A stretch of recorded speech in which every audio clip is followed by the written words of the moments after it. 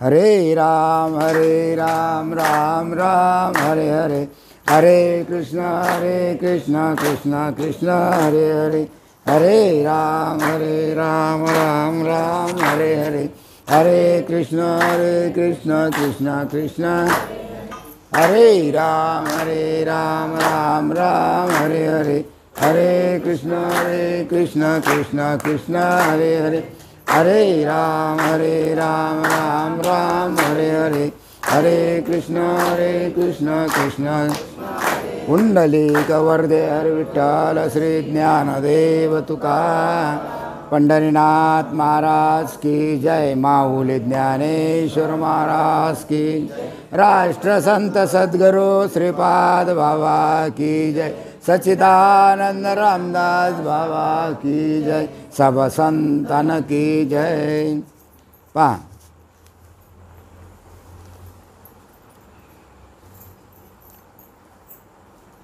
आज एकादशीचा दिवस सर्वांना माहीत आहे नाही काय?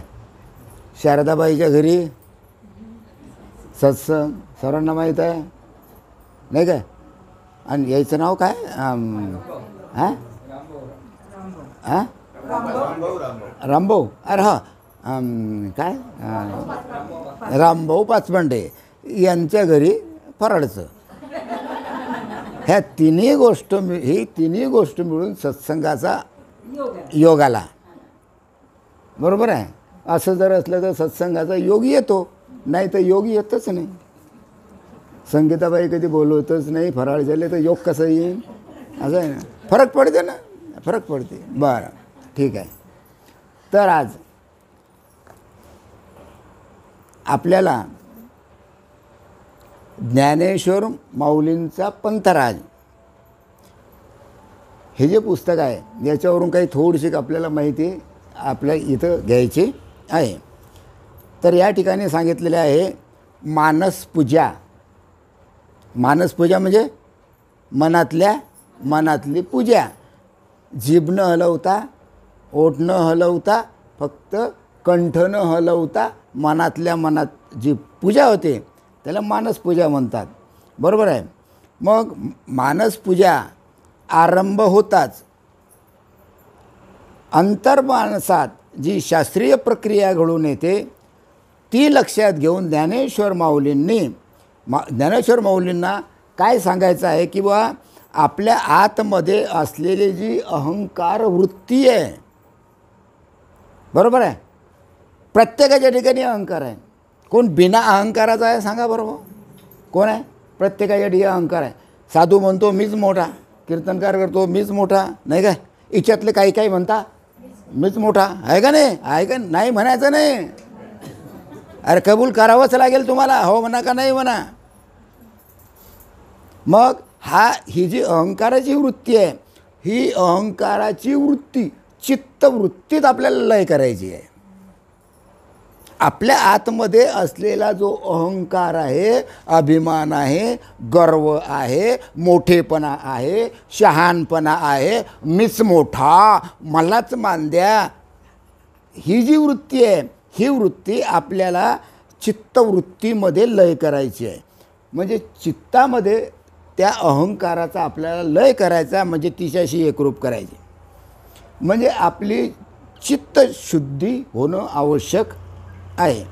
कारण चित्तामधून बुद्धीत आणि बुद्धीतून मनात आणि मनातून श्रवणेंद्रियात, श्रवणेंद्रिय म्हणजे कानात, त्याच्यानंतर वैखरी, मध्यमा, पश्यंती आणि परावाणीच्या पलीकडे ते तुमचं आत्मस्वरूप आहे.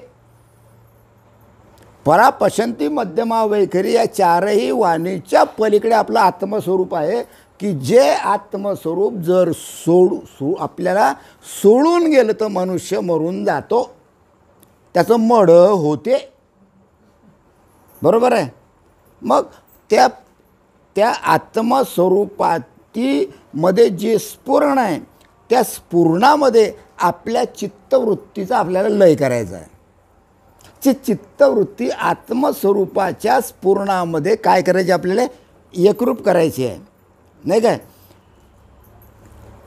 म्हणजे काय होईन, पंच ज्ञानेंद्रिय. आता ज्ञानेंद्रिय माहीत आहे तुम्हाला, हे बा 2 डोळे, नाक, जीभ, नाही काय, कातडी वगैरे, नाही काय, हे काय आहे, पंच गुदद्वार, मूत्रेंद्रिय, हे पंच इंद्रिय आहे, 5 इंद्रिय आहे.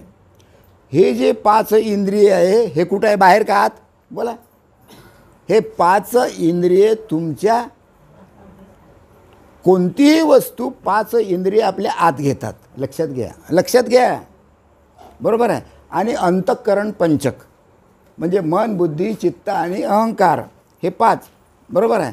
त्याच्यानंतर 4 वाचा, परा, पश्यंती, मध्यमा आणि वैखरी. अशा प्रकारे सर्व इंद्रियासह वर्तमान जो ओंकार तयार होतो, सोहंकार तयार होतो, त्याच्या पलीकडे असलेल्या, घ्या काय आहे त्याच्या पलीकडे. तुम्ही तिकडे तोंड नका, इकडे तोंड करा माझ्याकडे, मी इकडे बसलेला आहे. इंदुबाई, सिंधुबाई, इकडे तुम्ही हे हां, माझ्याकडे तोंड करायचं, तिकडे नाही तोंड करायचं. हां, नाही तर इथं समोर बसा. हां, तर ओंकार आणि सोहंकार याच्याही पलीकडे काय आहे हे सांगा आता तुम्ही. कोण सांगते हिच्यातलं? 100 सत्संग झाले. हां, काय आहे याच्या पलीकडे कोणाला सांगता येणार नाही. पण भाव असला तर सांगता येईल, भाव नसला तर सांगताच येणार नाही. निरीक्षण असलं तर सांगलं जाईल, बरोबर आहे. बुद्धी चालवली तर सांगितलं जाईल, बरोबर आहे. आहे काहीतरी आहे की ज्यामुळे आम्हाला ओंकाराची सोहंकाराची ओळख होते, ती या सर्वांच्या पलीकडे आहे. काय आहे? अरे हां हां, बरोबर आहे. सद्गुरूचं स्वरूप या ओंकार आणि सोहंकाराच्या परमात्म्याच्याही पलीकडे सद्गुरू चरण आहे, बरोबर आहे. मग त्या चरणावर पुष्पांजली वाहायची. काय वाहायची? पुष्पांजली, बरोबर आहे. आणि अर्ध द्यायचं. सोडतो ना, पाणी सोडतो ना आपण, हां, अर्ध द्यायचं. तिथून कार्य सुरुवात होते, बरोबर आहे.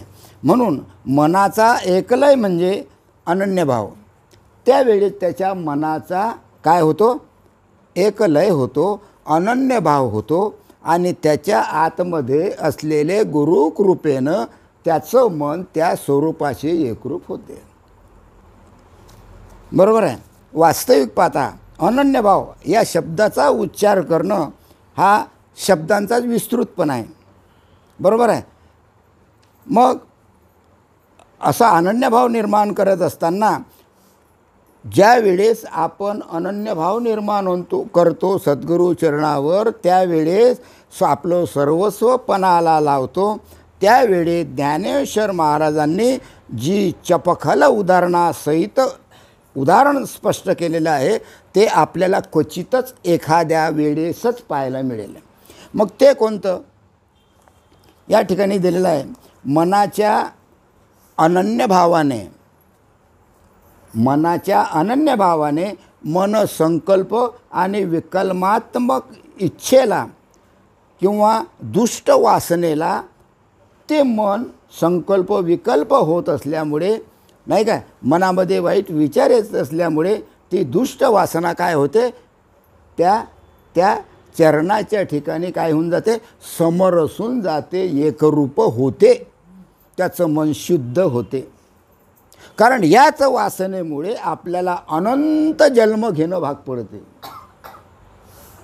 तीच वासना पुरा तुम्ही जशीच्या तशीच आणून ठेवली तर पुन्हा जन्म आहेच, मरण आहेच, चक्कर आहेच, सुटणार नाही. म्हणून गुरुचरणाचं महत्त्व अतिशय फार विस्तृतपणे सांगितलेलं आहे. तुम्हाला 13वा अध्याय वाचा, तुम्ही 15वा अध्याय वाचा, तुम्ही कोणताही अध्याय वाचा, गुरुचं महत्त्व यात सांगितलेलं आहे. आणि म्हणून ज्या वासनेमुळे अनंत जन्म घेणे भाग पडते त्याच वासनेसहित मन गुरु स्वरूपाशी ऐक्य पावते. बरोबर आहे. आणि मनाचा त्या ठिकाणी मनाचा अनन्यभाव निर्माण होतो. का?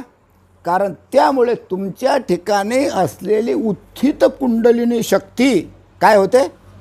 जागृत होते. तुमच्या ठिकाणी असलेली उत्थित कुंडलिनी शक्ती जागृत होते. मग कुंडलिनी शक्ती कुठं आहे? बेंबीच्या देठाजवळ. ती काय होते? जागृत होते. आणि प्रकाश झोता समवेत मन प्रफुल्लित होऊन गुरुचरणाशी ते अनन्य होते.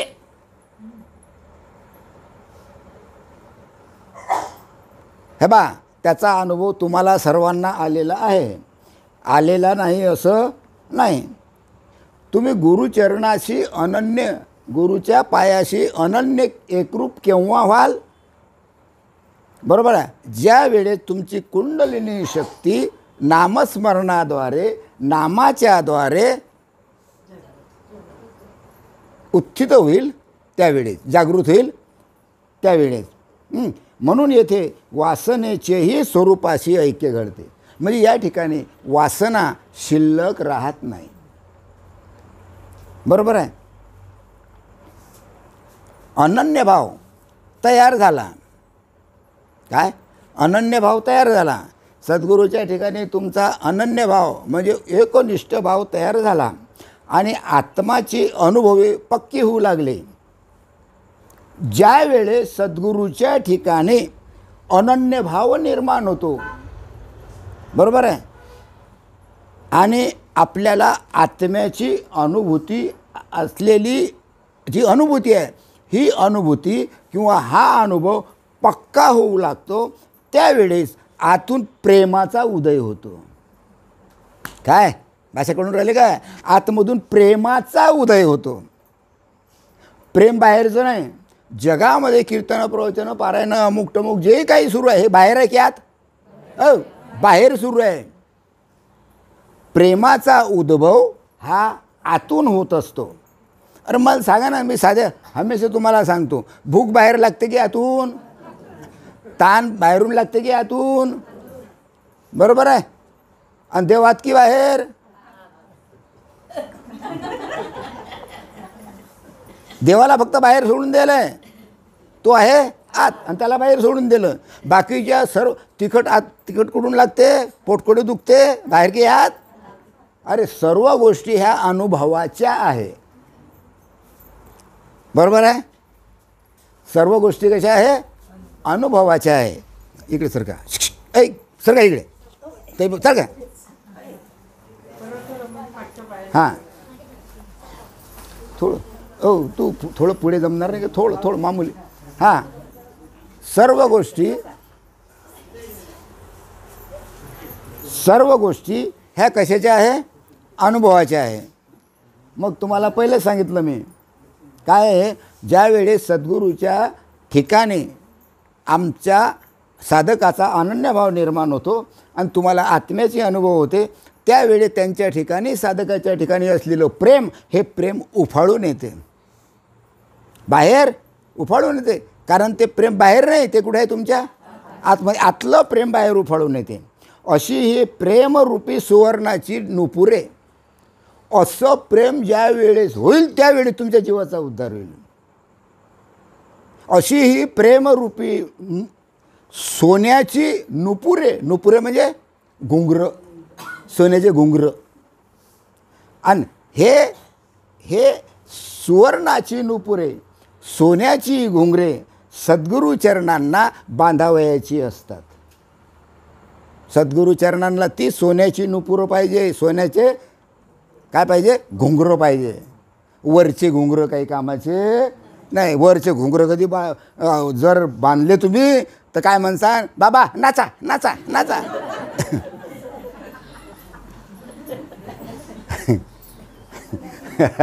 कुठून नाचायला पाहिजे? आतून की बाहेरून? बोलत जा. आतून. मग या ठिकाणी अशी ही प्रेमरूपी सोन्याची घुंगर श्री गुरूंना बांधावयास आरंभ केला, त्यावेळेस बांधायला पाहिजे. आणि श्री गुरु अनुग्रहानंतर गुरुनं तुम्हाला अनुग्रह दिला म्हणजे नाम दिलं. आणि त्याच्यानंतर कुंडलिनीच्या उत्साहामुळे म्हणजे नाम दिल्यानंतर तुमच्या ठिकाणी असलेली कुंडलिनी काय होते, जागृत होते. आता ती जागृत झाली की त्या उत्थानामुळे, कुंडलिनीच्या उत्थानामुळे त्या आत्मतेजातून निरनिराळे प्रकार, निरनिराळ्या वर्णाचे म्हणजे रंगाचे उमाळे येतात. बरोबर आहे. आणि या मानस पूजेच्या अनुभवात आरक्त वर्णाच्या पार्श्वभूमीवर ओंकाराचे साक्षात दर्शन होते. आता प्रश्न असा आहे की बा आम्हाला तर दर्शन झालंच नाही. काहींना ओंकाराचं दर्शन होते, काहीला गुरुचं दर्शन होते, काहीला माऊलीचं दर्शन होते, काहीला भगवान विष्णूचं दर्शन. म्हणजे प्रत्येकाची अवस्था कशी आहे, अलग आहे. इतके इथं बसलेले एकसारखे दिसते काय कोणी, तसे प्रत्येकाच्या ठिकाणी असलेला अनुभव हा अलग अलग आहे. हां त्यावेळेस काय होते की आतून इतके प्रेम उचंबळून येते. काय अनुग्रह दिल्यानंतर, नाम दिल्यानंतर आतमधून इतकं प्रेम उचंबळून येते की त्यावेळी जीवनाचे सार्थक झाल्यासारखे वाटले. जोपर्यंत तुमच्या आतमधून प्रेम उचंबळून येणार नाही, एकदा बेंबीच्या देठापासून ते प्रेम उचंबळून आलं की डोळ्यामधून काय येतात, अश्रू येतात, कंठ दाटून येतो, हातपाय थरथर कापतात वगैरे वगैरे, रडू लागतो, त्याला देहाचं स्फुरण होईन असं होते वगैरे वगैरे. बरोबर आहे. आतापर्यंत प्रेम उचंबळून येते, त्याच वेळी त्याच्या जीवनाचं सार्थक झालं असं समज, त्याच वेळी त्या जीवाचा उद्धार होईल. जर गुरु दिसल्यानंतर किंवा गुरुच्या चरणावर आपण ते पुष्पांजली अर्पण केलीच नाही तर आतून त्याला उमाळे, मग ते कसं समजायचं, वरून घेतलं का नाम, हां घेतलं, झालं. आता आम्ही नाम घेतलं, झालं, आमचं सगळं काहीच नाही राहिलं, झालं. आता आम्ही आमच्या घरी, तुम्ही तुमच्या घरी, मग गुरु का म्हणजे आमच्याच घरी येत बसा. हां बोला. मी नाही म्हणत, ज्ञानेश्वर माऊलींचा पंथराजा हा 500-750 वर्षाच्या अगोदर लिहून ठेवलं. मी कशाला बोलू. हां आम्हाला आमचा मोठेपणा करायचा नाही, काही आवश्यकता नाही. आले का नाही आले का, पाणी पाजलं का नाही पाजलं का, काही आवश्यकता नाही. बरोबर आहे. त्यावेळी आतून एवढे प्रेम उचंबळून येते की त्याला काय वाटतं की अरे आपल्या जीवनाचं सार्थक झालं. आतापर्यंत माझ्या ठिकाणी जे प्रेम होतं, हे प्रेम कसं होतं, बाहेरचं होतं. कसं होतं, अरे आता एक साधी गोष्ट सांगतो. आपल्या घरी एखादा मेला, असं समजा मेला, प्रेम उचंबळून येईल का नाही. पण ते प्रेम कसं, बाहेरचं, ते प्रेम मायेचं, ते प्रेम खोटं. लक्षात घ्या. काहीही कारण नसताना आपोआप नामाच्याद्वारे ते प्रेम उचंबळून येते, त्याला खरं प्रेम म्हणतात. बरोबर आहे. आता या स्वानुभूतीमधून आतूनच प्रेमाचा उद्भव होऊ लागतो आणि त्याच्या आतमधूनच काय होते, प्रेमाचा म्हणजे प्रेम काय होऊन जाते, दाटून येते. दाटून आल्यानंतर ते अंदर राहत नाही, ते काय होते, बाहेर उफाडते, डोळ्यातून अश्रू येतात. हेच सोन्याची घुंगरं. कळलं. म्हणजे सोन्याची घुंगरं कितीनं वाहली इथं गुरुच्या चरणावर, सर्वांनीच वाहली. वाहली नाही काय, अरे वाहली का नाही, वाहली. कारण आतमधून तुमचं प्रेम काय झालं, उचंबळून आलं. अनुभव का बिना अनुभव, नुसता गप्पा नाही. हां कोणाचे शब्द आहे, माऊलीचे शब्द आहे. आणि हीच कोणी सुवर्णाची घुंगरे श्री गुरुच्या चरणी बांधतात. आणि प्रेमाची घुंगरे गुरुच्या चरणामध्ये बांधतात. आता घुंगरं म्हणण्याचा अर्थ असा की ज्ञानेश्वर माऊली घुंगरं का म्हणता की हाय जे घुंगरं आहे हिरण्मय ओंकारातून स्पष्ट उच्चार त्याचा चालू होतो. ओंकारातून त्याचा स्पष्ट उच्चार चालू होतो. कानामध्ये अनुहत ध्वनी ऐकू येतो. अनुहत ध्वनी माहीत आहे? कोणाला बासरीचा आवाज आहे, कोणाला विणेचा आवाज आहे, नाही काय, कोणाला आभाळ गरजते त्याचा आवाज आहे. हां, म्हणजे अलग अलग अलग अलग प्रकारचे ते काय म्हणतात त्याला, कोणाला वेणूचा आवाज, बासरीचा आवाज येतो, त्याला अनुहत ध्वनी म्हणतात. प्रत्येकाचे अनुहत ध्वनी अलग अलग अलग अलग आहे. हां, आणि तो अत्यंत लोभसवाना असतो. म्हणून यावेळी इतका लोभसवाना असतो, इतका आनंद निर्माण होतो की यावेळेस त्याचा कंठ प्रेमानं दाटून येतो. हां, त्याचा कंठ प्रेमानं काय होतो, दाटून येतो. म्हणजे त्याच्या आतमध्ये प्रेम दाटून येते. आणि त्याचे लोचनसुद्धा पाणावतात. लोचन म्हणजे डबडब होतात, पाणावतात. पाणावतात म्हणजे पाणी येते डोळ्यातून, पण ते खाली येत नाही, नुसते डबडबतात डोळे. अनुभव के बिना अनुभव. हां हां, प्रेमाची पेटी ज्ञानेश्वरीतला 12वा अध्याय, तिच्यातला 92वा श्लोक. प्रेमाची पोटी बांधली एकाची या पोटी, मग अनेक तटी सायुज्यती आहे. अरे ही प्रेमाची पोटी, प्रेमाची जी पेटी आहे, ही पेटी मी बांधली, माझ्या पोटात प्रेमाची पेटी बांधली, आणि त्यामुळे मी सायुज्य मुक्तीच्या पर्यंत जाऊन पोचलो. हा त्याचा अर्थ.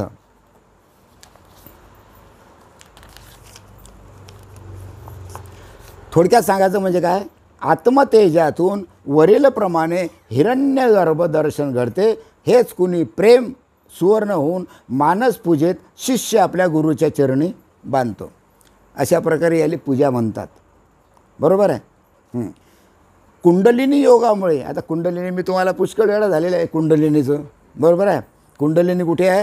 हे बेंबीचा देठ आहे ना, जिथं बेंबी आहे, हां, त्या बेंबीच्या जवळ 3.5 हात घालून, 3.5 हात म्हणजे काय, 3.5 वेटोळे घालून इथं कुंडलिनी शक्ती आहे. हां, तिला आदिमाया म्हणतात, तिला योगमाया म्हणतात. बरोबर आहे. हां, तिला कुंडलिनी शक्ती म्हणतात. तर कुंडलिनीच्या योगामुळे जसजसा शिष्याच्या ठिकाणी मानस पूजेचा अनन्य भाव निर्माण होतो आणि ते प्रेम वाढत जाते, आणि त्यावेळेस काय होते, मग तो शिष्य त्या सद्गुरूशी एकरूप होऊन जातो. ऐक्यभाव निर्माण होतो. त्या ठिकाणी ऐक्यभाव निर्माण होतो. त्या सद्गुरूशी तो कसा होतो, एकरूप होतो. आणि तशा आत्मानुभव मार्गावरील त्याचा जो अनुभव आहे, हा अनुभव धीरे धीरे धीरे धीरे धीरे धीरे वाढत जातो.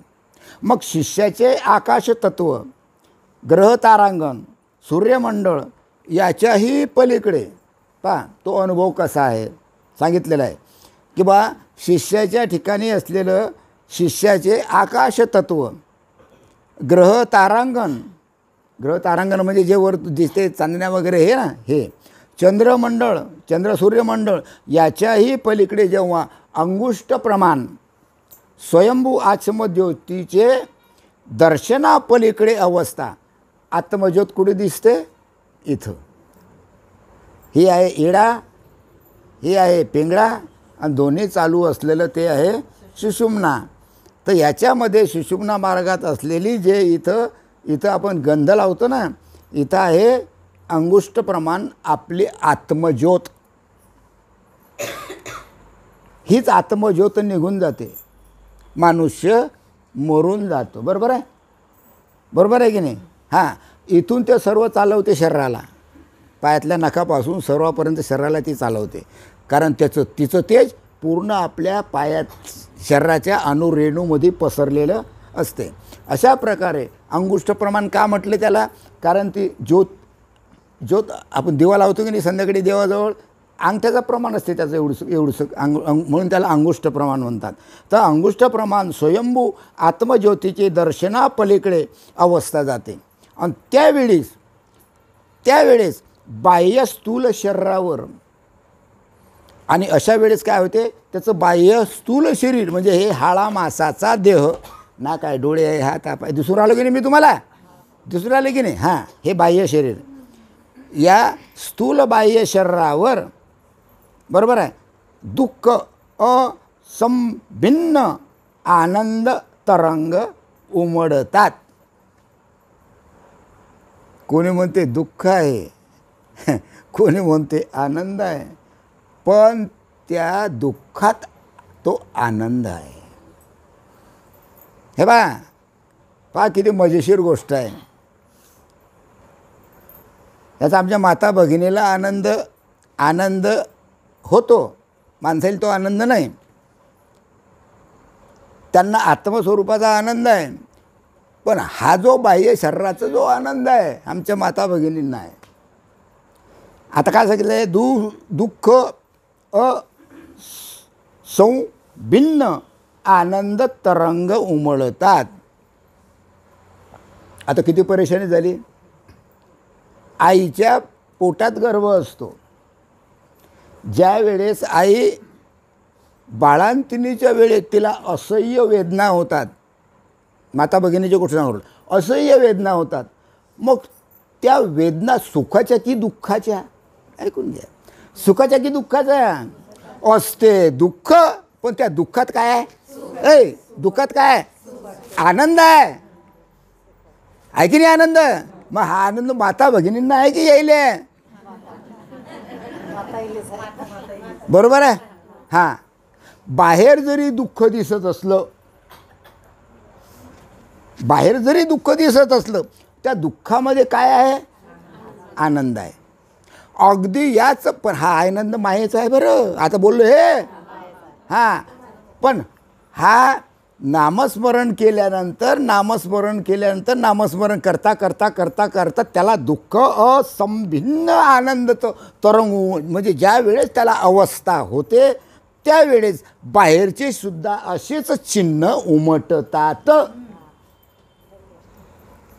समजलं काय. म्हणजे हिच्यामध्ये दोन्ही गोष्टी आहे, एक माया आणि एक पहिला जो आनंद सांगितला दुःख मिश्रित आनंद कोणता, मायेचा, बरोबर आहे, बाळातपणाचा आहे. आणि नंतरचा जो आनंद आहे आत्मस्वरूपाचा जो आनंद आहे हा कोणता आहे,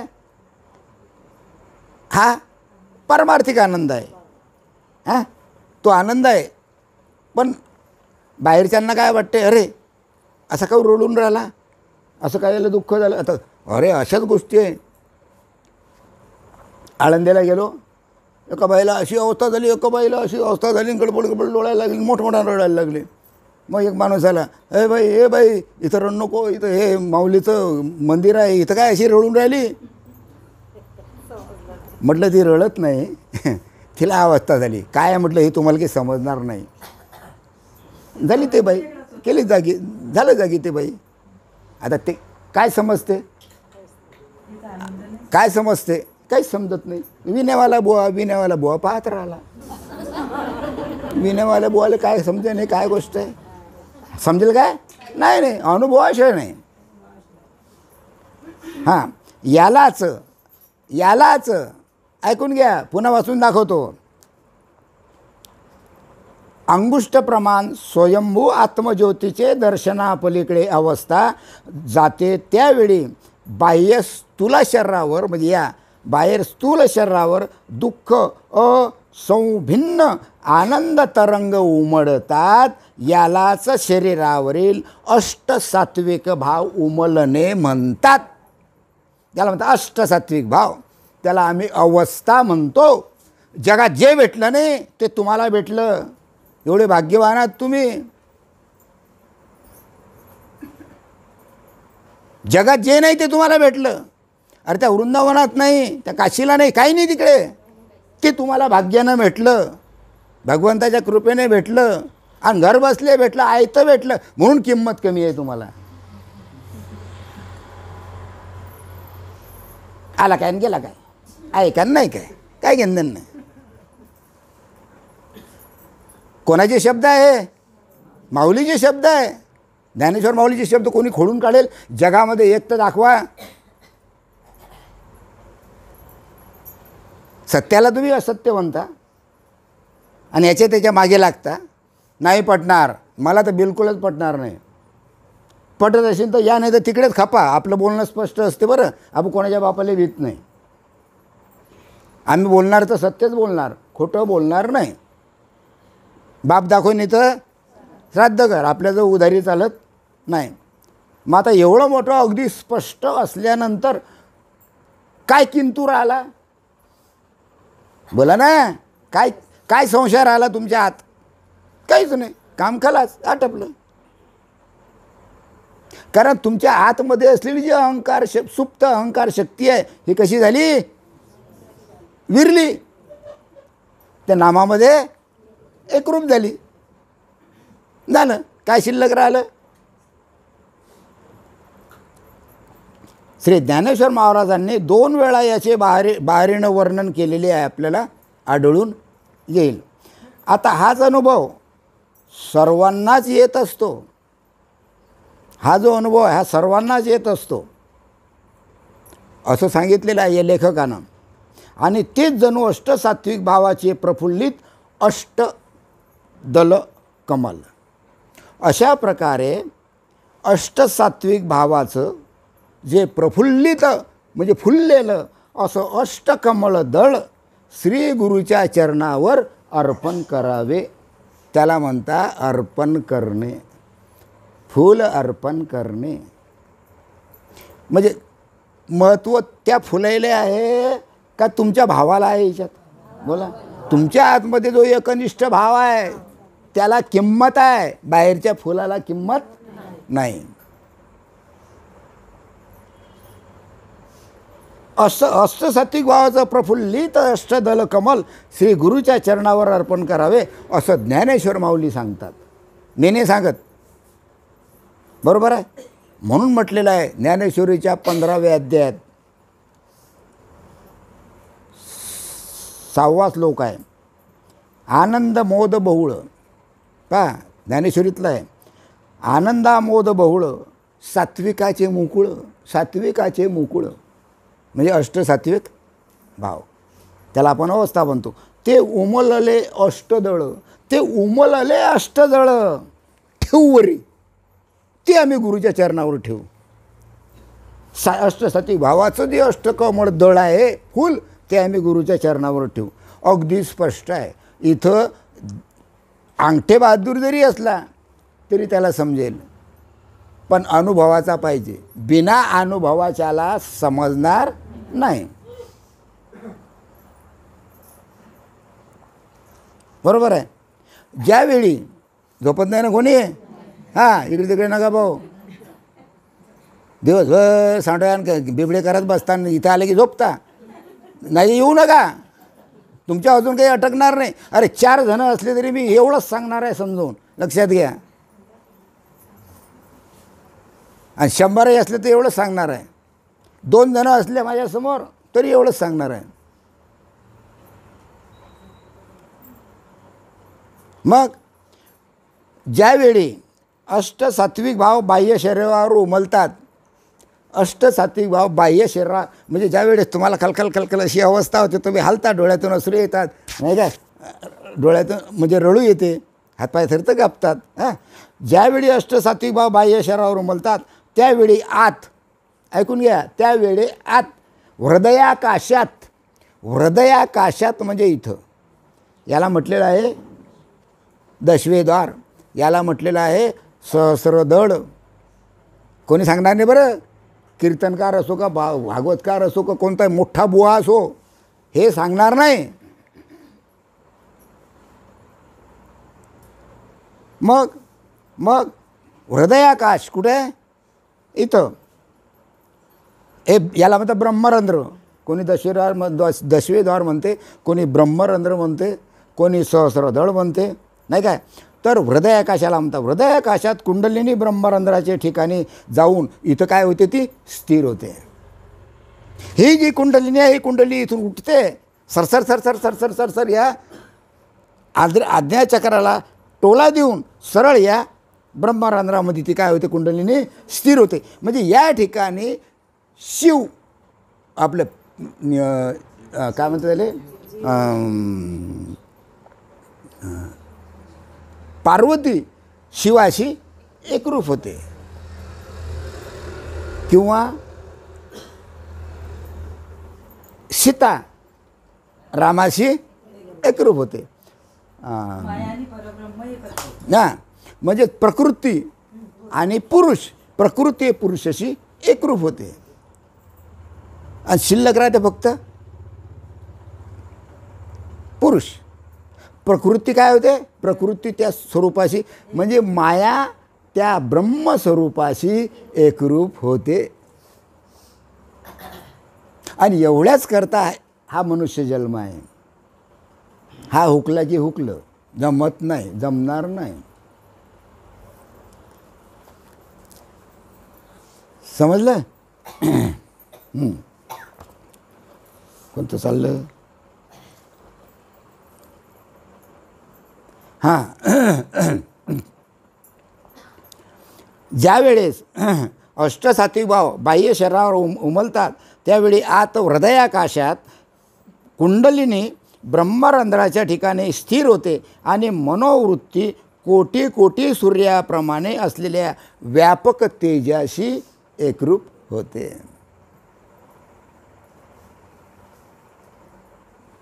सूर्यकोटी समप्रभा गणपतीच्यात आहे ना, आहे की नाही? हां, तसेच हे महातेज म्हणजेच माझं स्वरूप. आणि हे तेज तुमच्या आतमध्ये आहे, एवढं तेजदार आहे ते. बरोबर आहे? माझे स्वरूप आहे असा दृढ होऊन बाह्य देहाशी समरस असलेला हा जो देहभाव आहे, हा जो अहंकार आहे, हा अहंकार काय होऊन जातो? नाहीसा होऊन जातो, खलास होऊन जातो, जळून जातो. हां, याच वेळी श्वासोश्वासातील प्राणमय, श्वास बंद असतो का चालू असतो? मग या श्वासोश्वासामध्ये जो प्राणमय आहे, प्राणमय सोहम आहे. ऐकून घ्या, प्राणमय सोहम. हे भजन ब्रह्मरंध्राच्या ठिकाणी स्थिर होते. काय? पहा, सो आत, हम बाहेर, सो आत, हम बाहेर. म्हणजे श्वास आत घ्यायच्या वेळेला सो, सोडायच्या वेळेला हम. बरोबर आहे? बरोबर आहे. तर हिच्यामध्ये द्वैत निर्माण होते. ऐकून घ्या, सो आणि हम याच्यामध्ये द्वैत निर्माण होते. किती झाले? दोन झाले. म्हणजे द्वैत निर्माण झालं, खेळ बिघडला. तिथं माया ब्रह्मस्वरूपाची एकरूप होऊ शकणार नाही. खेळ बिघडला. किती झाले ते? दोन झाले. मग एकरूप कसं होईल? एकरूप केव्हा होईल? उदाहरण सांगतो. शेंगदाणा आहे, शेंगदाणा माहीत आहे? त्याच्यावर तर टरफल काढा, किती खापा होतील? किती खापा होतील? दोन खापा होतील. किती झाल्या त्या? बरोबर आहे. पण त्या दोन खापांना जोडणारा जो एक जीव, ते बी त्या दोन्हीच्या मध्ये असते. पाहिलं का? शेंगदाणा पाहिला का तुम्ही? जर पाहिला नसेल तर घरी जा, ते भाजा आणि ते खापा तयार करा आणि त्यातला तो जीव पहा बारीक. अजून पाहिला नसेल, नाही पाहिला नसेल ना, पहा ना. हां हां, समजलं काय? हां, तो कोंब कुठून येतो? त्या हां, खापा राहता बाजूले, तिथून तो कोंब येतो. बरोबर आहे? तसं सो आणि हम, म्हणजे ज्या वेळेस सो म्हणजे श्वास घ्यायच्या आत सो आणि सोडायच्या वेळेला हम, याच्यामध्ये जे सूक्ष्म अंतर असते ते ब्रह्मस्वरूप, ते तुमचं खरं खरं स्वरूप. म्हणजे तिथं सोही नाही आणि तिथं हमही नाही. सो आणि हम याच्या मधली जी रीश आहे, मधली जो काळ आहे, मधला जो काळ आहे, ते तुमचं स्वरूप. त्याला जाणा.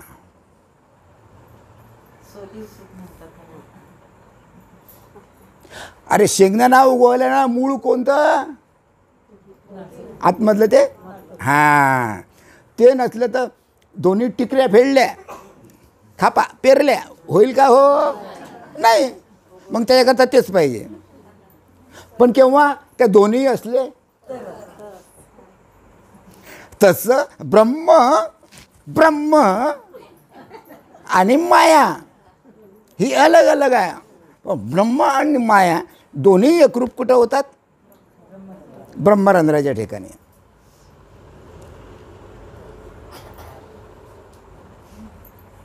कळून राहिलं? कळून राहिले की नाही? हां हां. मग श्वासोश्वासातील प्राणमय सोहम भजन ब्रह्मरंध्राच्या ठिकाणी काय होऊन जाते? स्थिर होते. आणि मनोवृत्ती अहम सोहम याच्याही पलीकडे, पहिले सांगितलं अहम आणि सोहम याच्याही पलीकडे निर्गुण आणि निराकार अशा निरंजन स्वरूपाशी एकरूप होते. त्याला निरंजन स्वरूप म्हणतात. त्याला निरंजन स्वरूप म्हणतात. आता निरंजन स्वरूप म्हणजे तुम्हाला मी निरंजन कशाला म्हणतात हे तुम्हाला सांगितलेलं आहे. भगवंत किती सूक्ष्म आहे. अणुरेणू होणे ठोकळा आणि तुका आकाश. अणुरेणू कसा मरत असताना 100 जण जर बसले तर आत्मा निघून जातो, दिसतो काय? म्हणजे किती सूक्ष्म असतो तो. आणि तो केवढा आहे? तो या स्वरूपाशी शरीर सोडल्यानंतर, तो बाहेर गेल्यानंतर या स्वरूपाशी तो काय होऊन जातो? परमात्मा स्वरूपाशी एकरूप होतो. म्हणजे तो केवढा झाला? आकाशापेक्षाही मोठा. त्यामुळे अणुरेणूहुनी थोकळा तुका आकाशा एवढा. एवढं सूक्ष्म स्वरूप कोणाचं आहे? त्या ब्रह्माचं आहे, त्या परमात्म्याचं आहे. म्हणून त्याला निरंजन म्हणतात. निरंजनाचं स्वरूप केवढं बारीक आहे, सूक्ष्म आहे. मी तुम्हाला किती वेळा प्रवचनातून सांगितलेलं की कुसळ कुसळ कुसळाचे किती बापा इतके अब्जन इतके कोटी भाग करा, त्यातला एक भाग घ्या, ते तुमचं आत्मस्वरूप सांगा किती आहे. अरे कुसळाचा शेंडा तर दिसत नाही, तर त्याचे कोण करते भागी सांगा? इतके बारीक नाही. एखादा असेल ना कोणी, तो जास्तीत अशा ना होतात काय? करता येईल काय? हां, साधी गोष्ट आहे. पा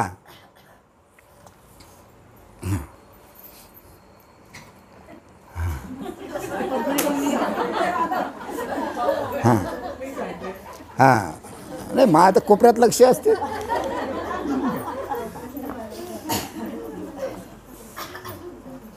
हां मग काय? या कुंडलिनी योगामुळे मनोवृत्ती त्या स्वरूपामध्ये काय होऊन जाते? एकरूप होऊन जाते. आपलं मन त्या स्वरूपाशी, त्या भगवंताच्या स्वरूपाशी एकरूप होते. म्हणजे परमात्म्यामध्ये ती एकरूप होते. बरोबर आहे. म्हणून भगवंतानं 9व्या अध्यायात सांगितलेलं आहे, तू मन हे मीच घरी. अरे बाबा, तुझं जे मन आहे ना, हे माझ्याशी एकरूप कर. स्वतः भगवंतानं सांगितलं. मग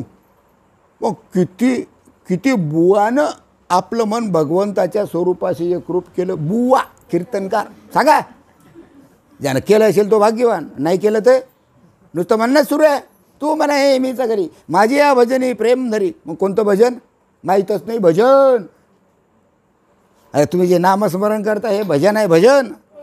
आणि मग सर्वत्र नमस्कारी मज एका ते, हे कळलं पाहिजे.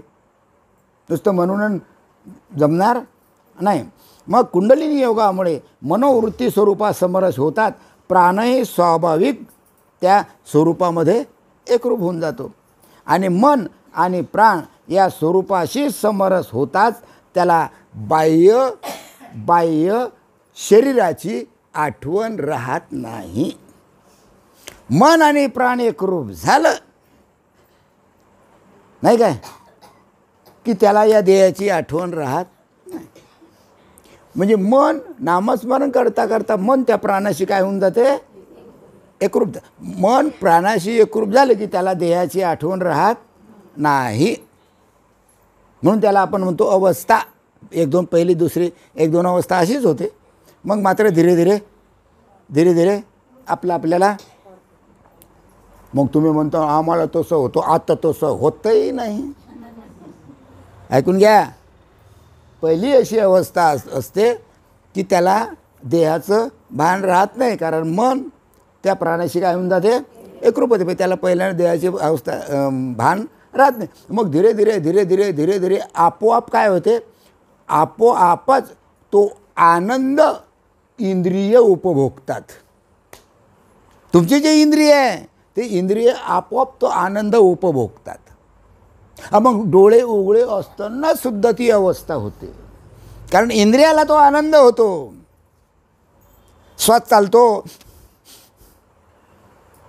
नाही काय, डोळ्यातून अश्रू येतात. नुसतं एखाद्याकडे नुसतं असं पाहिलं साधकाकडे, डोळ्यातून अश्रू येतात, कंठ दाटून येतो, एकमेकाला गळा मिठी मारल्यासारखं होते. बरोबर आहे. हे केव्हा अवस्था होईल तेव्हा, कारण तो आनंद. आणि त्याचंही वर्णन ज्ञानेश्वरीमध्ये आहे, तुम्ही वाचा. अरे नका वाचू, पण 6 महिन्याने एकदा तर तरफडत जा आठी. नका ज्ञानेश्वरी भागवत वाचू, पण एखाद्या वेळेला तर येत जा ऐकायला सत्संग.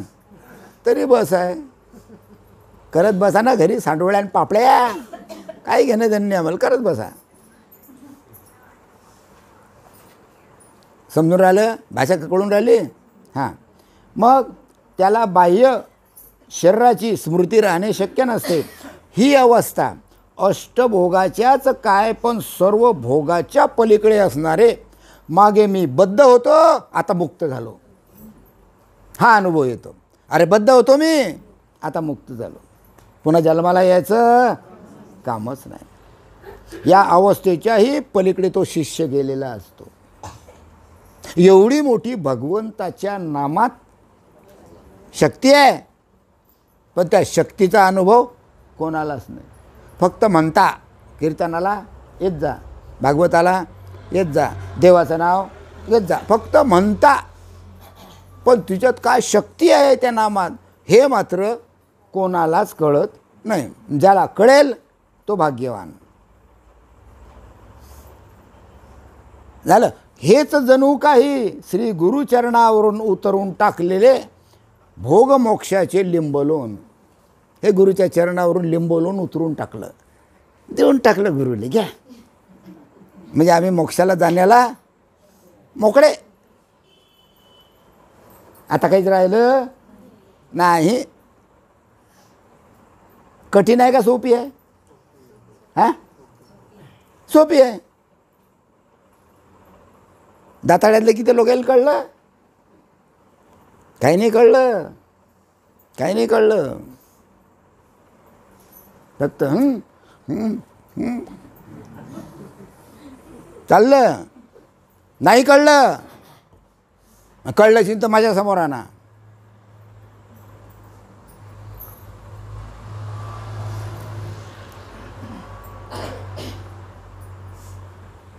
श्री गुरुकृपेस पात्र झालेल्या अशा शिष्याला अशी स्वानुभवाने सुसज्ज केलेली श्री गुरुपूजा अपेक्षित आहे. आणि सद्गुरूला तीच गुरुपूजा अपेक्षित आहे, असं पाहिजे, असं ज्ञानेश्वर माऊली म्हणतात. थोडक्यात सांगायचं म्हणजे बाह्य साधनापेक्षा आतमध्ये असलेली गुरुनिष्ठा हे महत्त्वाची आहे. गुरुनिष्ठा महत्त्वाची आहे. काही नका करू, गुरुवर फक्त भाव ठेवा, निष्ठा ठेवा. हां, माझी तनु आणि प्राण ये दोन्ही पाहुवा लेवू श्रीचरण, करू भोग मोक्ष लिंबलोन पायतया. या श्री गुरुचरण सेवा हो पात्रता या दैवा, जेथे सकळार्थ मेळावा पाटू बांधे. हां, हे म्हणजेच दैवासुर संपत योग योगाच्या 16व्या अध्यायामध्ये सुद्धा टीकारंभ करताना ज्ञानेश्वर माऊलींनी ज्ञानेश्वरीच्या 17व्यामध्ये ग्रंथित केलेला आहे किंवा कुंडलिनी योगाशी संबंधित फक्त पहिल्या आणि 10व्या ओवीतच विवेचन, पहिल्या आणि 10व्या ओवीचं विवेचन फक्त आता या ठिकाणी करणार आहे. पहिली आणि 10वी. कोणता अध्याय? 16वा अध्याय. ऐकून घ्या, 16वा अध्याय, पहिली ओवी आणि 10वी ओवी. घरी गेल्यावर ज्ञानेश्वरीत पाहून घ्या. हां, परमात्मा स्वरूप चैतन्यघन आणि तेजोमय आहे, हे तर सर्वांना माहितीच आहे, बरोबर आहे. सर्व सिद्ध पुरुष परमात्मा स्वरूपाशी एकरूप असतात. जे सिद्ध पुरुष आहे ते भगवंताच्या स्वरूपाशी काय झालेले असतात, एकरूप झालेले असतात, नाही काय. म्हणून माझे सद्गुरू सिद्ध पुरुष परमात्मा स्वरूपाशी एकरूप झालेले असतात. म्हणून माझे सद्गुरू निवृत्तीनाथ, ज्ञानेश्वर माऊलीचे सद्गुरू कोण? निवृत्तीनाथ.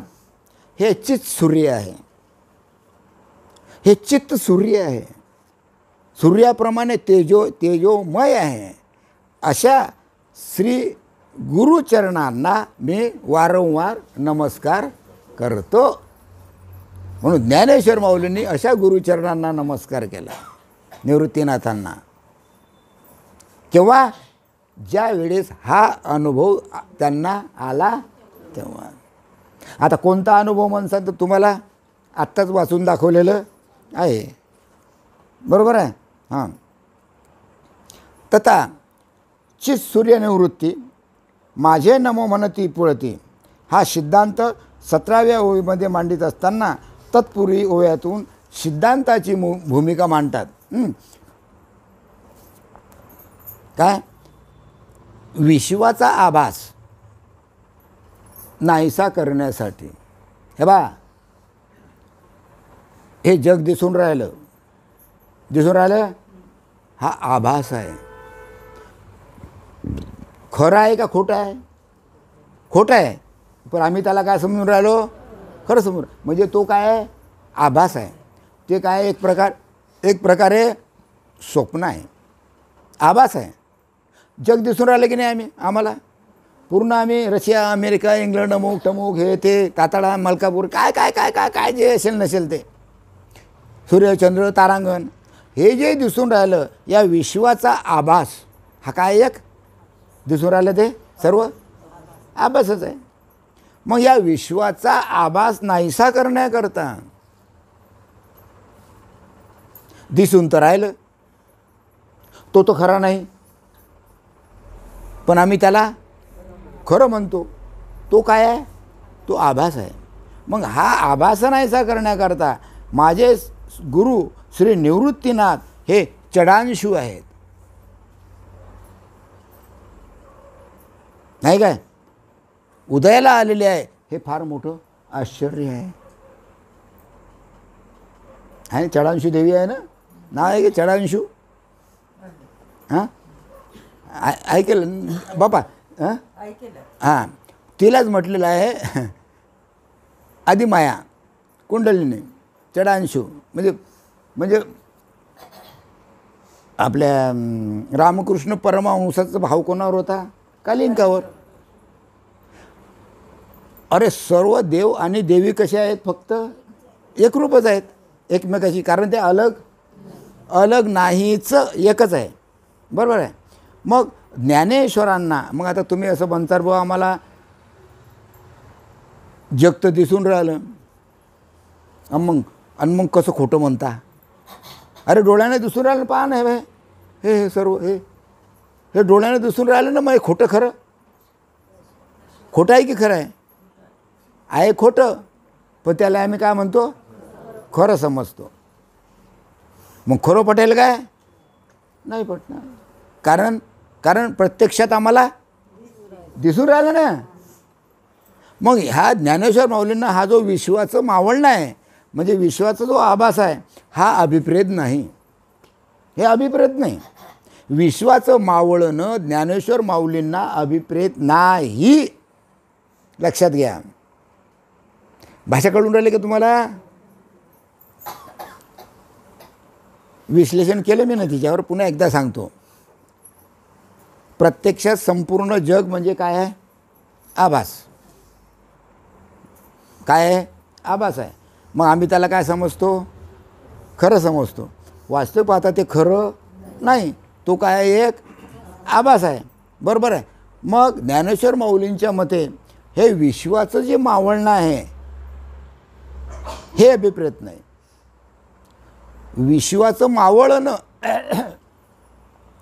विश्व नाहीसं होणं हे अभिप्रेत नाही ज्ञानेश्वर माऊलींना. तर विश्वाच्या ठिकाणी जो सत्याचा भास आहे हा नाहीसा करायचा आहे. ऐकून घ्या, कळून राहिलं काय?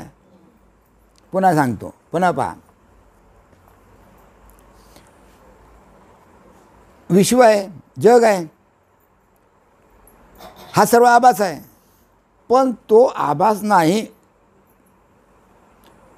तो सत्य भासात, म्हणजे काय म्हणतात त्याला, काय सांगू तुम्हाला, विश्वाच्या सत्य भासाचे मावळणे. म्हणजे त्या ठिकाणी विश्वाचा जो आभास आहे हा आभास नाहीसा झाला पाहिजे. म्हणजे डोळ्यानं पाहून सुद्धा आपण असं समजायला नको की हे सर्व खरं आहे.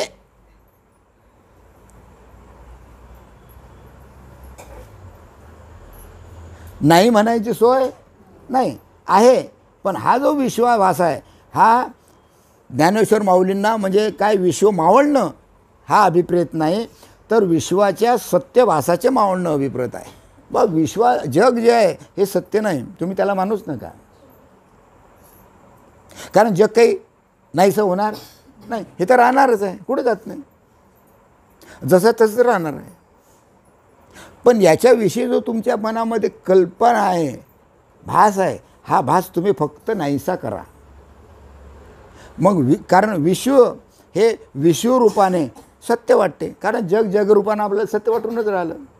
जिकडे आपण जातो तिकडे आपल्याला सत्य वाटतेच. आता हे घर शबाबाईचं आहे, हां, मला खोटं वाटेल काय? आहे ना खरंच, आहे ना खरंच, आहे ना शबाबाईचं घर, खोटं वाटेल काय? आहे की नाही?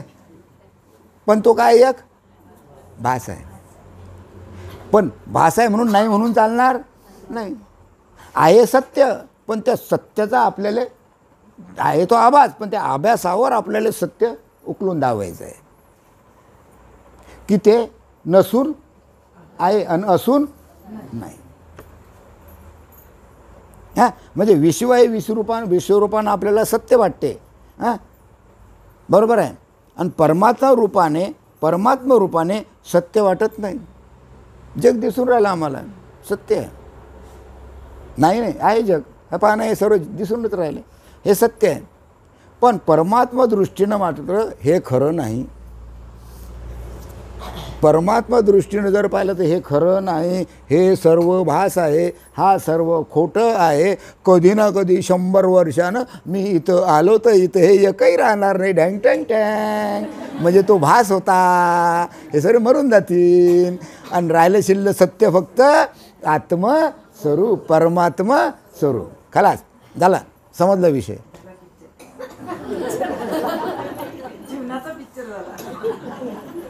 आता कळलं?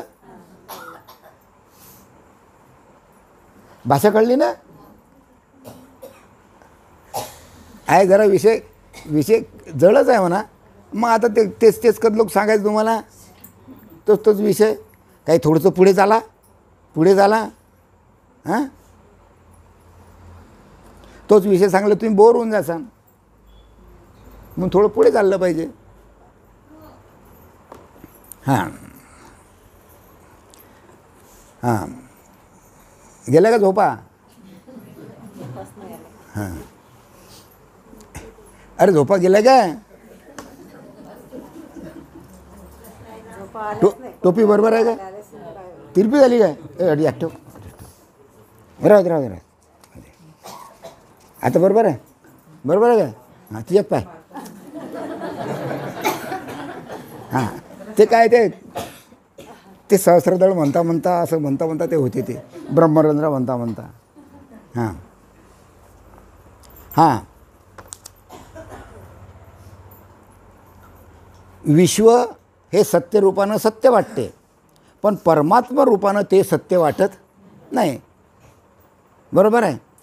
कारण परमात्मा दिसणारा नाही, पण तो सत्य आहे. आणि हे जे दिसते पण हे सत्य नाही. सर्व उलटसुलट काम आहे. बरोबर आहे? परंतु श्री गुरु कृपा अशी असते की त्याची महत आश्चर्य अनुभवाला येणं प्रत्यक्ष असते. गुरुकृपा कशाला म्हणतात? किंवा त्याचं जो अनुभव आहे, हा अनुभव प्रत्यक्ष येणं महत्त्वाचं आहे, त्याला गुरुकृपा म्हणतात. कारण आपल्या हरिपाठामध्ये सुद्धा ज्ञानेश्वर माऊलीच्या हरिपाठात आहे ना, ज्ञानदेव पाठ हरे हरे हाच वैकुंठ, ज्ञानदेव पाठन हरी हाच वैकुंठ, हरी हाच वैकुंठ. आणि भरला घंदाट, भरला घंटाट, हे काय आहे? सर्व हरीच आहे. मग वैकुंठ कुठे आहे? हेच वैकुंठ आहे. अरे तुम्हीच वैकुंठ आहात. मग तुकाराम महाराजानं स्वतःलाच वैकुंठ केलं. त्यांचा हा जो देह आहे हा ब्रह्मरूप झाला. आणि मग देह सोडल्यानंतर मग ते वैकुंठाला जातील की कुठे झाली? अरे जिवंतपणी ते जर ब्रह्मरूप होते तर देह सोडल्यानंतर कुठे जाणार आहे? ब्रह्मस्वरूपाशी. मग ते विमानात जाऊ का? कशातही जाऊ. कोणी काही म्हणो, कोणी काय शंका कुशंका घेऊ. कारण जिवंत असतानाच त्यांना त्या ब्रह्मस्वरूपाची प्राप्ती झालेली आहे, म्हणून त्यांचा हा देहच ब्रह्मरूप झाला आहे. म्हणून संतांचा देह हा ब्रह्मरूपच असतो. ते कधी गेले तरी तो देह ब्रह्मरूपच आहे. म्हणून म्हटलेलं आहे ज्ञानदेव पाठ हरी हाच वैकुंठ. इकडे तिकडे वैकुंठाला जायचं. मग फार चांगला माणूस होता, गेला वैकुंठाले. तिकडे वैकुंठ धामात नेतात, खोट्या वैकुंठ धामात. कुठे नेलं? वैकुंठ धामात. मस्त असे हे करतात, येतात, जातात वैकुंठ धाम. तो काय तिकडे कुठं वैकुंठ धामात तिकडे कुठे जातो? काय सांगता येतो? माय भला चांगला होता, वैकुंठाला गेला. अरे वैकुंठ कुठे आहे? तुमच्याजवळच वैकुंठ आहे. तुम्हीच नको नवे तुम्हीच वैकुंठ आहात. कारण भरला घंटाट हा हरीचा आहे, सर्व हरीचा देवच आहे, परमात्माच आहे सर्व.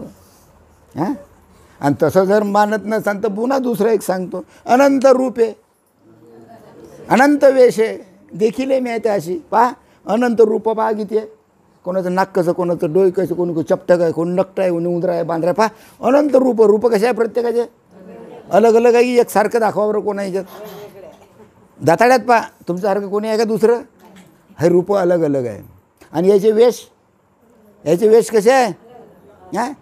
कोणाचे एवढे केस, कोणाचे एवढे केस, कोणाचे एवढे मोठे केस आहे का नाही? कोणी साडी नेसते, कोणी लुगडं नेसते, कोणी काय करी वेशच वेश, कोणी पटके घालते, कोणी काय काय काय काय बाबा काय बोलू. अनंत रूपे अनंत वेशे देखील मी त्याशी. आणि बाप रखमा देवीवरू खून बाणली ऐशी. अरे हे काय आहे? हे सर्व देवच आहे. हे सर्व देवच आहे, विठ्ठलच आहे. आणि अनंत रूपानं तो विठ्ठलच या चराचरामध्ये तुमच्या रूपानं काय केलं? भरलेलं आहे. कठीण आहे व. कारण अज्ञानी माणसाच्या ठिकाणी जो आभास असतो हा आभास अधिष्ठान रूप असतो. अधिष्ठान रूप. आभासाचं अधिष्ठान ब्रह्म, आभासाचं अधिष्ठान परमात्मा. तुम्हाला जरी वाटत असलं की हा आभास आहे तरी तो ब्रह्मरूपच आहे. कारण आभासने बी ब्रह्मरूपच अधिष्ठान रूपच असतो. म्हणजे विश्वाभास हा विश्वंभर स्वरूप ठरला पाहिजे. विश्वाचा जो भास आहे आम्हाला हा विश्वंभर स्वरूपच आहे, परमात्मा स्वरूपच आहे. ज्याच्या अज्ञानाने जे भासते त्याच्याच ज्ञानाने ते नाचते. किती सुंदर आहे पहा. ज्याच्या अज्ञानानं ते भासते. जगाला हे सत्य वाटते, भासून राहिलं जग, हे भासून राहिलं हे काय वाटते? सत्य. पण परमात्मा स्वरूपाचं ज्ञान झाल्यानंतर तेच जगाचं आभास असलेलं रूप नासून जाते, म्हणजे असत्य वाटते. समजलं काय? पुन्हा वाचून दाखवतो. ज्याच्या अज्ञानाने जे भासते, दाताळ्यातल्या लोकांच्या ठिकाणी अज्ञान आहे की ज्ञान? बोला, अरे बोलत आहे ना, अज्ञान आहे. त्याला अवस्था वयावस्था माहीत नाही, नाम माहीत नाही, अष्टसाती भाव माहीत नाही, काही नाही काहीच नाही. त्याच्या ठिकाणी काय आहे? अज्ञान आहे. मग त्याच्या ठिकाणी अज्ञान आहे म्हणून त्यांना जग सत्य वाटते. आता प्रश्न असा आहे, तुमच्या ठिकाणी ज्ञान आलं आणि तुमच्या ठिकाणी ज्ञान असल्यामुळे ते अज्ञान नासलं. अज्ञान नासलं म्हणजे अज्ञान शिल्लक राहिलं नाही. म्हणून म्हटलेलं आहे, ज्याच्या अज्ञानाने ते नाचते त्याच्याच ज्ञानाने ते नाचते. बरोबर आहे. म्हणजे दुसरं उदाहरण दिलं. एक तास झाला का हो?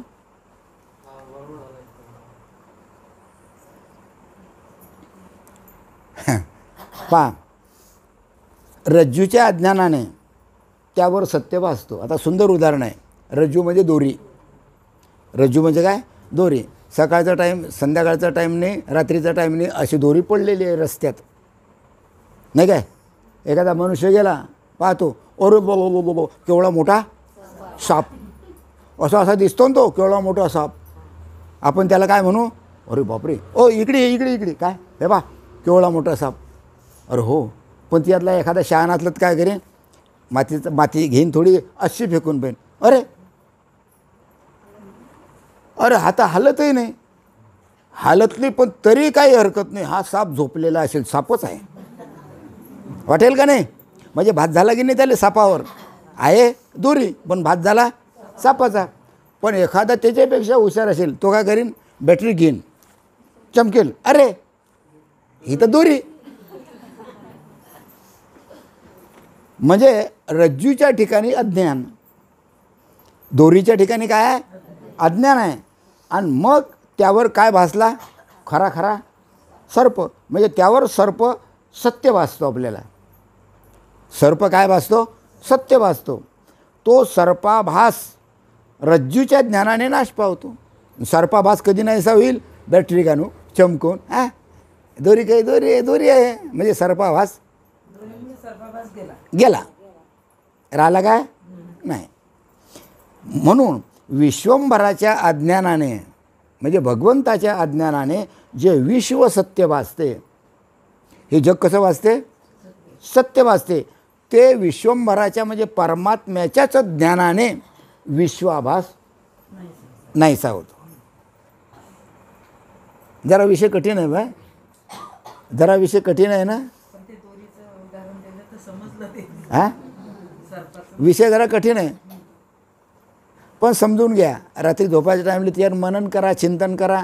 नाही तर मग वावरात जायचं. काऊ बहीण बाबांनी काय सांगलं होतं? असंच सांगलं, जाय रे म्हणजे. हा, सांडण बिबडे बा, काय हरकत नाही. तुम्ही आले हे काय कमी झालं? बर, मग काय पुन्हा वाचून दाखवतो.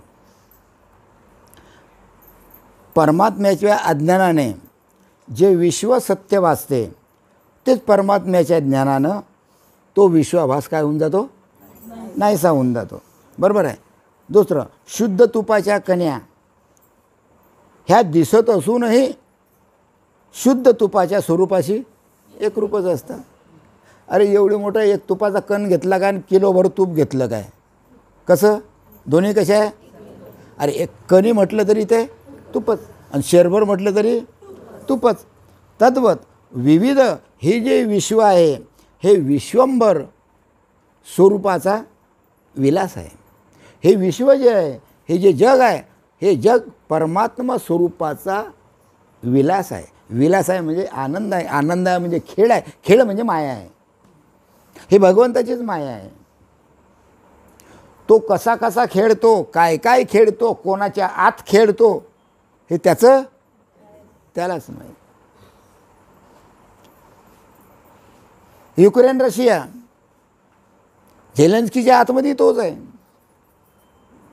पुतीनच्या आतमध्ये तोच आहे. तो कसा खेळून राहिला हे त्यालाच माहिती. जगाच्या आतमध्ये संपूर्ण त्याचंच वास्तव्य आहे परमात्म्याचं. तो कसा खेळून राहिला काही समजत नाही.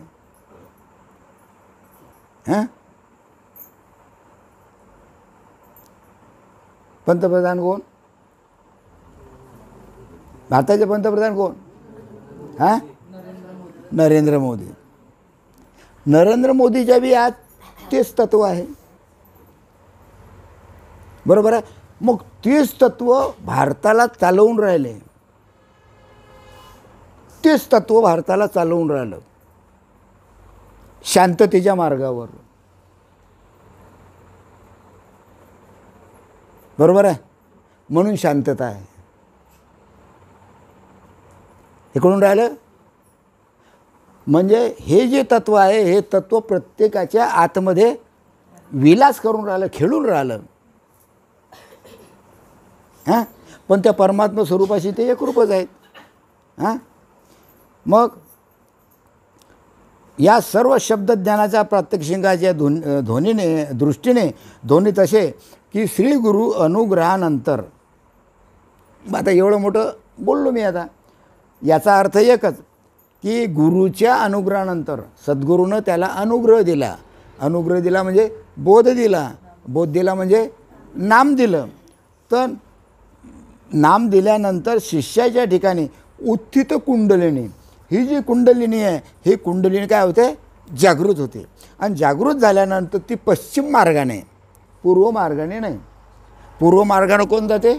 हे हठयोगीन, राजयोगीन, आपलं ते काय म्हणतात झाले नाही का, ते आता कुंभमेळ्यात आहे ते हठयोगी झाले नाही का, पातंजली योगी, हे सर्व पूर्व मार्ग आहे द्यायचा. त्याचा कोणता मार्ग आहे? पूर्व मार्ग आहे. आपला मार्ग भक्तीचा मार्ग आहे, आपला पश्चिम मार्ग आहे. त्याचा पूर्व मार्ग पुढून निर्माण होतो, आपला पश्चिम मार्ग पाठीच्या कण्यातून निर्माण होतो, निघतो नामस्मरणानं. हा फरक आहे. म्हणून पश्चिम मार्ग हा भक्ती मार्ग आहे. मग अनुग्रहानंतर, नाम दिल्यानंतर शिष्याच्या ठिकाणी उत्थित कुंडलिनी शक्ती काय होते? जागृत होते. आणि ते पश्चिम मार्गाने जेव्हा ब्रह्मरंध्रामध्ये येऊन स्थिर होते, पाठीच्या कण्यातून असंच वरून जाऊन ती अशी या सुषुम्ना वाटे, आज्ञाचक्रा वाटे या ब्रह्मरंध्रामध्ये ते स्थिर होते. त्यावेळी देहासहित विविध विश्वाचा आभास अदृश्य होऊन एकरस परमात्म स्वरूपच फक्त शिल्लक राहते. आणि ते परमात्म स्वरूप संपूर्ण जगाला व्यापून टाकते. म्हणून देहाचा विसर पडतो, देहाचं भान राहत नाही. पृथ्वी, आप, तेज, वायू, आकाश हे सर्व एकमेकांमध्ये हे होऊन जातात, मिसळून जातात. फक्त शिल्लक राहतो तिथं फक्त परमात्मा तत्व.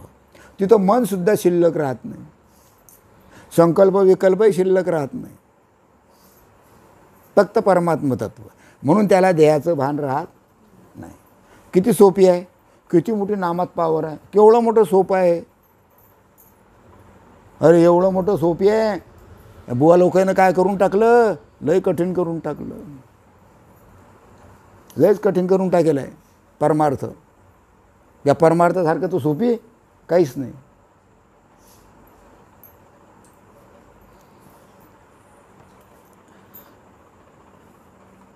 किती झाले भाऊ? 1.25 तास झाला काय? 1 तास 15 मिनिट झाले बापा. 1 तास 15 मिनिट? बाबा बाबा बाबा. बरं, थोडं 2 मिनिट. हां, नाही आता हे फक्त वाचून दाखवतो. आता नाही समजून नाही सांगत. आता तुम्हाला समजलं काय समजायचं तर, बरोबर आहे. अशा या अवस्थेत, म्हणजे कोणत्या? नाम दिल्यानंतर जी अवस्था होते ना अष्टसाती बा, अशा या अवस्थेत त्यांच्या सर्व वृत्त्या तेजोमय ब्रह्मस्वरूपाशी काय होऊन जातात? एकरूप होतात, विलीन होतात. म्हणून ज्ञानेश्वर महाराज सांगतात की अनुभूती काढी, ऐकून घ्या, ज्ञानेश्वर माऊली बोलतात बरं, असा अनुभव यायला पाहिजे. तो तुम्हाला सर्वांना आलेला आहे. मग ज्ञानेश्वर महाराज सांगतात की अशा अनुभूती काळी अद्वया भावरूप कमलाचा विकास झालेला असतो. म्हणजे त्याच्या ठिकाणी जे अष्ट कमल दल म्हणजे अष्ट सात्विक भाव याचा विकास झालेला असतो. म्हणजे त्याला अवस्था झालेली असते. अद्वय भाव म्हणजे दिसावयास दोन परंतु असावयास एक, म्हणजे या कोटी कोटी सूर्य तेजाच्या ऐक्यभावामुळे देहासहित विश्व त्या तेजात बावडून गेलेले असते. इतकेच नव्हे तर अनुभूतीनंतरही म्हणजे त्याला अनुभव आल्यानंतरसुद्धा जेव्हा देहावर स्थिती येते, म्हणजे आपण म्हणतो की ऐ बस कर म्हणू नका, बस कर म्हणतो की नाही, म्हणजे देहावर स्थिती येते तेव्हा विश्व हे विश्वरूप नसून परमात्मा स्वरूपच आहे असा अनुभव त्याच्या वृत्तीला येतो आणि तिथं वृत्ती स्थिर होते. भाषा कळली काय? पुन्हा वाचून दाखवतो तेवढंच फक्त. हां तर अनुभूतीनंतरही जेव्हा देहावर स्थिती येते, म्हणजे अनुभूती झाली त्याला अवस्था झाली, समजा अवस्था झाल्यानंतर मग तो ज्यावेळी देहावर येतो, म्हणजे डोकं थापडल्यानंतर तो देहावर येतो, तेव्हा विश्व हे विश्वरूप नसून परमात्मा स्वरूपच आहे. मग त्याला समजते की अरे हे सर्व परमात्मा स्वरूपच आहे. मग परमात्मा स्वरूप आहे हे त्याला केव्हा समजते? हो बोला बोला बोला बोला बोला. हे बा लय मजेशीर विषय.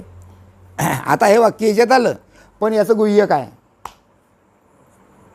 हे बा तुम्हाला सर्वांना अनुभव आहे बरं, आणि तो अनुभव मला सांगायला नका, लावू नका, तुम्ही सांगा. पुन्हा वाचून दाखवतो, डोकं ठिकाणावर ठेवा. नाही झालं तर मी आहेच बसेल. पहा पुन्हा झोपले काय कोणी? हां नाही, मी कोपरा पाहत असतो. हां पहा हे बा पुन्हा एकदा मी सर्वले प्रत्येकाला विचारून बरं. कोणालाही विचारू शकतो मी. सावधानतेनं ऐका. अनुभूतीनंतर म्हणजे नाम दिलं, नाम दिल्यानंतर अष्टसात्विक निर्माण झाले, तो देहावर नाही, म्हणजे त्याला अवस्था झाली. मग अवस्था झाल्यानंतर तो जेव्हा देहावर स्थिती त्याची येते, म्हणजे डोकं थापडल्यानंतर ज्या वेळेस त्याला जाग येते त्यावेळेस हे विश्व रूप नसून, म्हणजे हे विश्वरूप नसून परमात्मा स्वरूपच आहे असा त्याला अनुभव येतो. का रे बापा हे विश्वरूप, हे म्हणजे हे विश्व नाही, हे जग हा आभास आहे, पण खरं परमात्मा स्वरूपच आहे हे केव्हा समजते त्याला? नाही, अवस्था अगोदर सांगितली मी तुम्हाला. अरे अवस्था तर अगोदरच सांगितली ना. हे केव्हा समजते त्याला? करेक्ट हे बरोबर आहे. कोणीतरी सद्गुरू म्हटलं.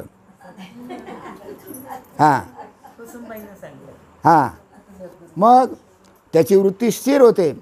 अशा महाप्रभावी सूर्यस्वरूपी माझ्या सद्गुरूला मी नमस्कार करतो.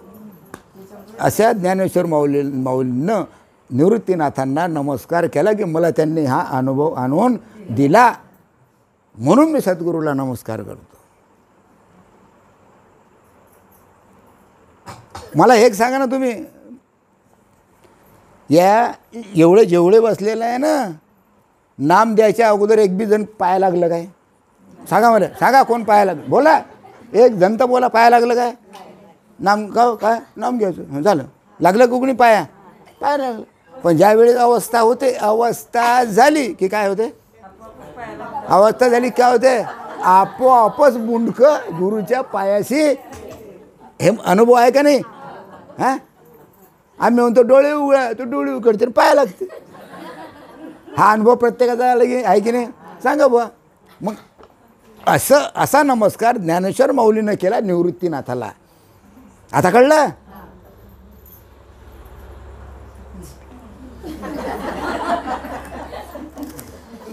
बरं, तर आज घसा कोरडा पळेस तर मी बोललो. तर एवढी झालेली सेवा माझे सद्गुरू श्रीपाद बाबा यांचे चरण मी अर्पण करतो. नाही की माझी सेवा अर्पण करतो आणि झालेली माझी सेवा मी पूर्ण करतो. पुंडलिक वरदे हरी विठ्ठल श्री ज्ञानदेव तुकाराम पंढरीनाथ महाराज की जय, माऊली ज्ञानेश्वर महाराज की जय, राष्ट्रसंत सद्गुरू श्रीपाद बाबा की जय, सच्चिदानंद रामदास बाबा की जय, सब संतन की जय. परमार्थात